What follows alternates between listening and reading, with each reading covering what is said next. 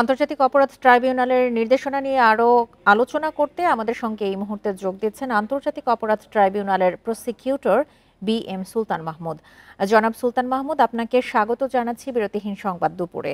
শুরুতেই আপনার কাছে জানতে চাই যে ট্রাইব্যুনাল তো নির্দেশনা দিয়েছে, কিন্তু এগুলো বাস্তবায়নের দায়িত্ব তো সরকারের বিভিন্ন সংস্থার।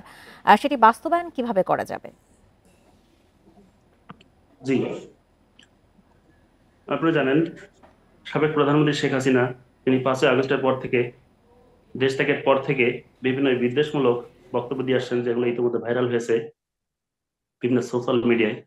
এই হেট স্পিচ গুলো বিদ্বেষপূর্ণ, এগুলো একটি দেশে অশান্তি সৃষ্টি করতে পারে।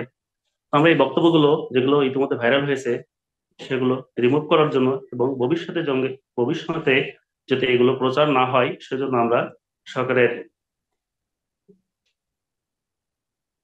বিটিআরসি এবং তথ্য ও যোগাযোগ প্রযুক্তি মন্ত্রণালয়ের সচিব বরাবর নির্দেশনা চেয়ে একটি ট্রাইব্যুনাল আবেদন করেছিলাম।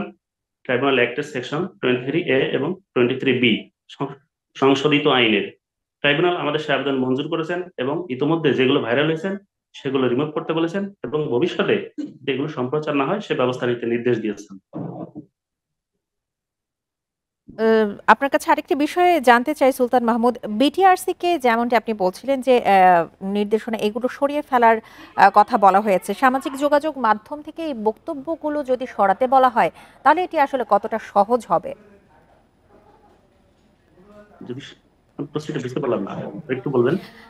আপনারা বলছেন যে বিটিআরসি কে সামাজিক যোগাযোগ মাধ্যম থেকে এই ধরনের বিদ্বেষমূলক বক্তব্যগুলো আপনারা সরাতে বলেছেন, কিন্তু এটি কতটা সহজ হবে এই কাজটা? এটা তো অবশ্যই সহজ হবে, এটা তো আইনেই বলা আছে।